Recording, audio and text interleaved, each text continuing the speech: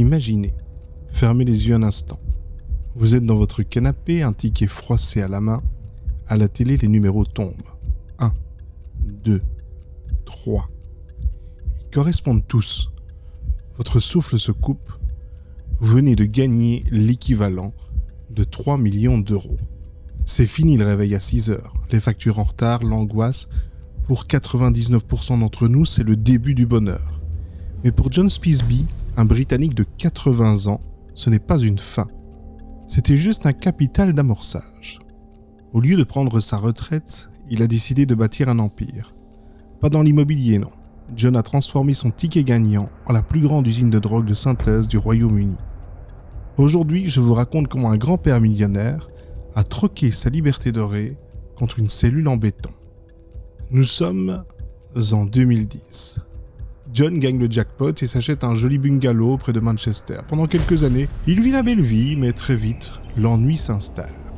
Quand on a tout, on finit par ne plus rien désirer. Et pour un homme débrouillard comme John, l'inactivité est un poison. Il réalise qu'il y a une demande insatiable pour le calme artificiel. Les gens sont stressés, ils veulent dormir. Les anxiolytiques se vendent à prix d'or au marché noir. Alors, dans le secret de son garage, avec l'aide de complices, il commande des machines. Pas des outils de bricolage, non. Des presses à comprimés industriels. Oubliez le petit dealer de quartier. John applique une logique de multinationale. Il achète un équipement capable de produire des milliers de pilules par heure. Il fabrique de l'éthisolame, une substance puissante, moins chère, mais redoutablement dangereuse si elle est mal dosée. Ils installent des ventilations complexes, achètent des tonnes de produits de coupe. L'argent du loto sert à tout payer en cash, pas de traces bancaires. Les pilules sortent par millions et inondent les rues. La police estimera plus tard que cette opération aurait pu générer jusqu'à 288 millions de livres sterling. John a gagné 3 millions légalement et il est en train de multiplier cette somme par 100 illégalement. John se prend pour un capitaine d'industrie. Il utilise des téléphones cryptés sur le réseau EncroChat. Il devient arrogant. Dans un message retrouvé par les enquêteurs, il écrit « Elon Musk et Jeff Bezos feraient mieux de surveiller leurs arrières ». Ce grand-père se sent intouchable. Mais en mai 2022, la police européenne pirate EncroChat. Les murs numériques s'effondrent. Le quartier de John est bouclé.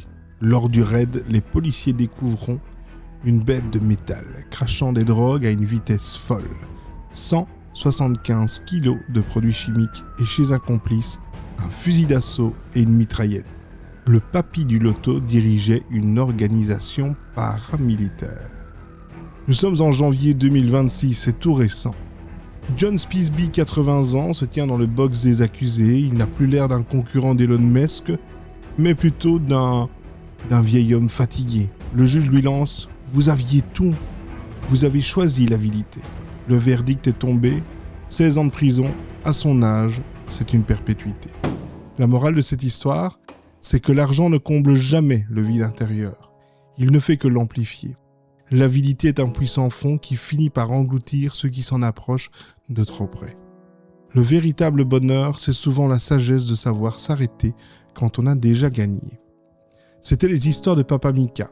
Prenez soin de vous et à très vite pour un nouveau récit. Mais avant toute chose, et avant de nous quitter, je vais vous demander de vous abonner à ce podcast, de le liker, quelle que soit la plateforme.